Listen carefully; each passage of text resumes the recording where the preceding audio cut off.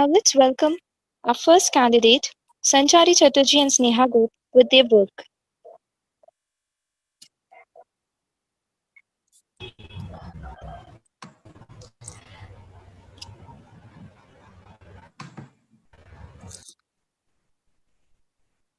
Is my screen visible? Yes, it's visible.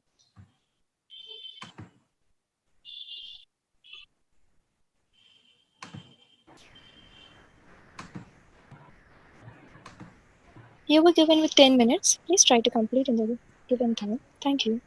Yes. Good evening, everyone. I am Shanchari Chatterjee and my friend Sneha Gop. We both are third year electrical engineering student of IIST Shibpur, and this is our very first machine learning project on breast cancer prediction using different machine learning algorithms. So with all your permission, we would like to proceed why we have chosen our project as this breast cancer prediction. Sneha will discuss this thing, that what is the reason behind it. Sneha, please. Good evening. I'm audible.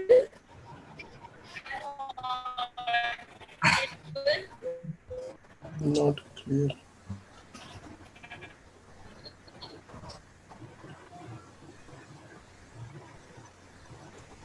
Yes, you are. Please go on.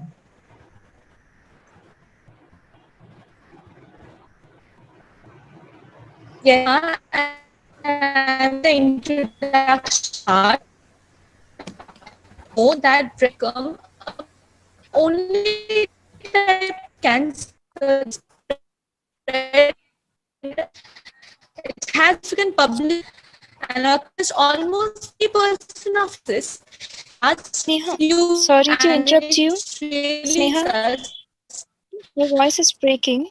We couldn't hear you clearly. Please check your network once. Or Sanchari, please, you can take the presentation. Okay. Sneha, will you do or I will?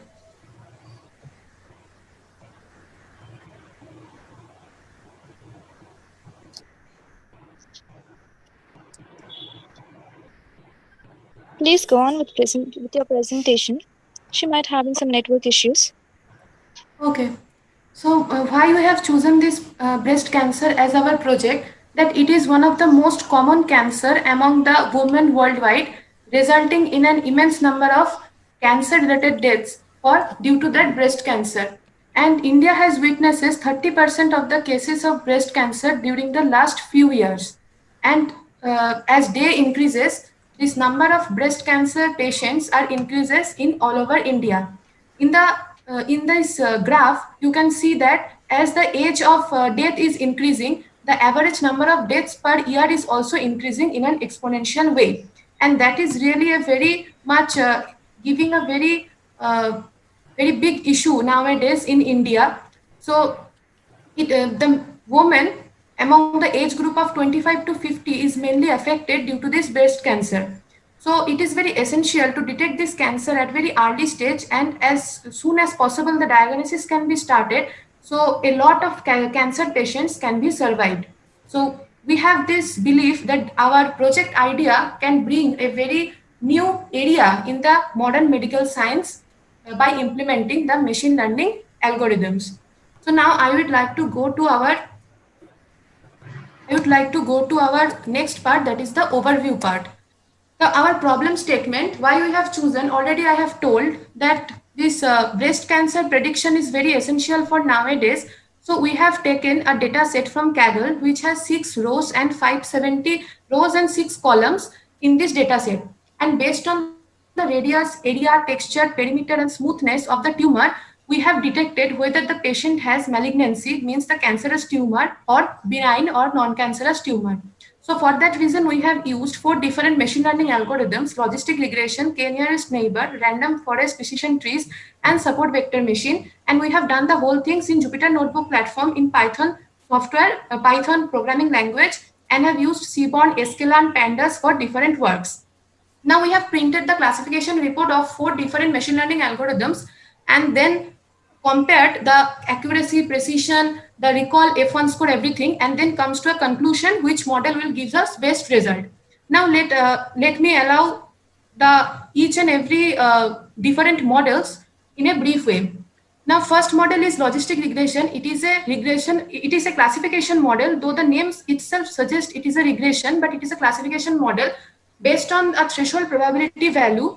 The final result can be classified in two categories: whether the patient has cancer, that will be class 1, and a non-cancerous patient, that will be class 0. Our next model is k-nearest neighbor. Here, based on the different data points, data points, we have clustered the whole data points in different portions, and we have detected the middle points of each cluster and calculated the distance from every data points to the midpoint. And based on the k value, we have come to a closure the actual data. But there is obviously some errors are there in our problem, so we have to eliminate the errors as much as possible. So our next model is random forest. It is again a classification problem.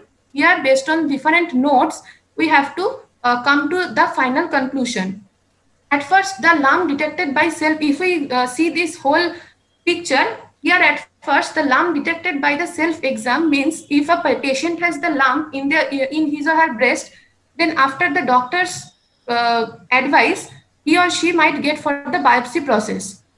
And before biopsy, there is a mammogram. That means the X-ray of the breast. That means if this lump is being detected by the doctor and that person is going for the mammogram, and if mammogram the yes is coming, means the mammogram gives a result, leads to the cancer portion, that means the biopsy procedure takes place. And from the result of biopsy, finally the chemotherapy or radiotherapy, whatever diagnosis is needed, that will be done. So this node and subnode, this whole thing is doing in random forest method. And in support vector machine, there is a hyperplane between the data points, and based on the hyperplane, the data are being classified. So this is the main part of support vector machine. Now I would like to go my next slide, which is the essential terms and formulas that are used for our project. The first thing which I want to discuss is the confusion matrix. It is a matrix between the predicted class and the true class. The predicted class is on the top and the true class is at the left side. And this true negative, true positive, false positive, and false negative value will give us the accuracy and all these things. The true negative is the actual class and predicted class both are 0, means a patient does not have cancer actually and we have predicted it correctly. For true positive,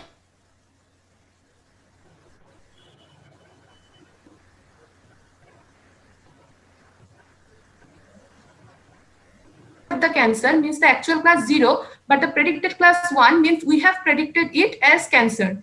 So this is one type of error. And this false negative means the patient actually don't have cancer.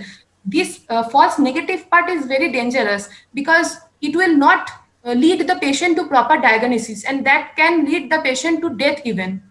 So the main portion of our project is the accuracy. That is the ratio of number of correct prediction and total number of prediction. For binary classification, this accuracy can be calculated in terms of positive and negative. True negative upon the summation of every term in this matrix. Now the precision. This precision Hello? is the... Hello, am I audible, ma'am? Yes, you And I'm really sorry for my connectivity issue. Can I start now? You can continue if you want, but you're left with only 3 to 4 minutes. Okay, Okay, ma'am, so but Sneha should continue now. okay, Sanjay, have you done all the other previous slides? Precision. Okay, then I would start with the precision part. And precision is actually the ratio of it is a ratio of the true positive by the total number of the true positive and the summation of false positive. And high precision is very important as it leads to low false positive rates, which is very important for the experiment to be efficient. And the next is recall, which is sensitivity. It is a ratio of the correctly predicted positive observation, that is a true positive, by the all the observations which are actually positive or yes. That is the summation of the true positive and the false negative. and the next one is the F1 score, which is the weighted average of the precision and the recall. That is the harmonic mean of precision and recall.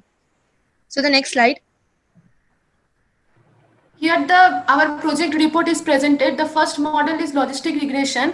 Here the classification report as well as confusion matrix we have printed. In the confusion matrix, this 56 is the true negative value and 97 is the true positive value. Actually, these are giving the accurate result. So based on that, the accuracy is being calculated. And this 8 is the false negative value, which is very dangerous. We have to eliminate this false negative value as much as possible. And in case of classification report, the precision for 0 class is 0.88 and for 1 class, the precision is 0.91 and the accuracy is 0.89. For our next model, that is K nearest neighbor, the confusion matrix, the true negative value is 63 and true positive is 87. So again, these are giving us the actual result, and this 8 is false negative again. So again, this is very dangerous. And classification report, this 0.89 is the precision for 0 class and 0.87 is the precision for 1 class, and overall accuracy is 0.88. The next model is random forest. Yes, and in the random forest, as we can see in the confusion matrix, 11 is a false negative value, 99 is the true positive value, and 52 is our true negative value, and 9 is our false positive value. Now, using the formulas discussed, find the accuracy. We find the accuracy comes to be 0.88, which matches with the classification report. The precision of the positive class is 0.92. Next model is support vector machine. In case of support vector machine, the confusion matrix has been printed, and 2 is said to be the false negative, 103 is a true positive value, 5 is a true negative, and 61 is a false positive. And now calculating the accuracy by using the formula already which we have discussed, the accuracy came out to be 0.63, which is almost 0. And the classification report is almost 0.67 and 0.6 which almost nearest to our experimental value. And to the classification report, the precision is of the negative class is 0.71 and the precision of the positive class is 0.63. So it has the lowest accuracy. So this model should not be at all used for this experiment or this project. Yes, so based on all this accuracy result, we have come to the conclusion that the logistic regression gives the best accuracy 0.89. So this will be best suitable model for our project. And we can further improve our project by introducing more number of data as well as more number of different parameters of the tumor, so that the standardization, normalization, all these things will give us better results. And this machine learning model can help breast cancer radiologists as well to start the further diagnosis at very early stage. And with that, we can reduce the death due to breast cancer in a large number. Now the whole thing will be summed up. Yes, now we can conclude our whole project with a flow chart given, as it would be easier for us to interpret. But at the first, we have taken the input data set from Kaggle, and then while performing the experiments, we have assured that none of the data are missing by plotting the data points using the library of matplotlib. After which we have divided the data into training, validation, and the test set in the ratio of 70 and 30. And then using different we have classified the parameters using different libraries like the pandas, skitlearn, numpy, matplotlib, and seaborn for visualization of the data and interpretation. The whole project was carried under the platform of Jupyter Notebook using Python, and then we then call for different models which has been discussed, and finally printed our classification report and the confusion matrix, through which the results like accuracy, precision, recall, and F1 score has been calculated, and these results have been analyzed, and hence the predictions were made. So with this, we end our project, and I'm really thankful to everyone and our respected judges for listening to us. Thank you so much for showing so much patience. Thank you so much. Thank you very much for presenting. Now I request judges to review the work. Hi Sanchari, very nice presentation. So I wanted to understand what kind of features did you use? Features means what are the parameters? Yeah, different features, right? Like you train different models, right? Random forest, support vector machine, logistic regression, etc. So you will be using some features, right? So I think I didn't understand like what kind of features. Yes, so we have used 4 different models, which were logistic regression, random forest, decision trees, support vector machine, and k nearest neighbor. And using those 4 models, we have we have printed our classification report for each of the model, and then we have decided that which model is is the best suitable model for this project. But for like running those models, right? You would be using some features, right? So I think he means what is the input you are giving to the classifiers. yeah. Like suppose cell size could be a feature. Yes, sir. Yes, Yeah, sir. yeah. Actually, the The data set is area, already inbuilt. We have taken the data set from the Kaggle, and we have used different parameters. And the parameters were the mean radius, mean area, mean texture, mean smoothness Then of we- the tumor.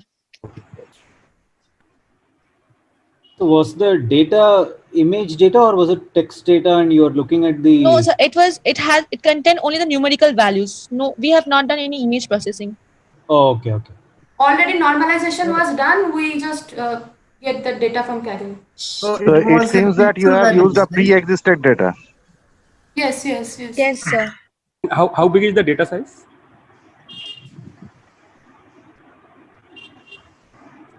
We have used machine learning. No, how big is the like data set? Sir, the data set has Data- 570 rows and 570 6 rows. columns. Okay.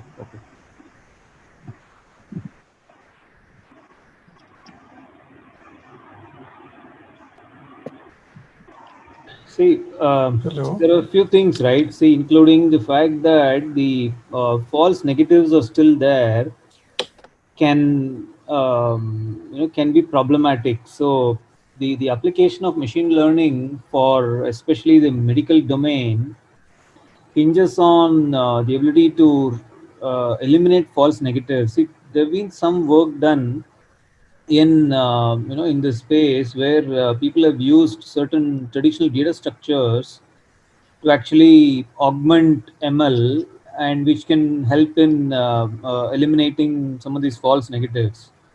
So I can send across a paper which actually talks about that. See, these are some of the things that we should look at to make sure those false negatives are not there. Otherwise, nobody will trust the ML system, right? So that's an important aspect you should look at. Yes, Yes, false sir. So negative we is are the actually dangerous working part. so that we can remove these false rates which are still in our project. Yeah.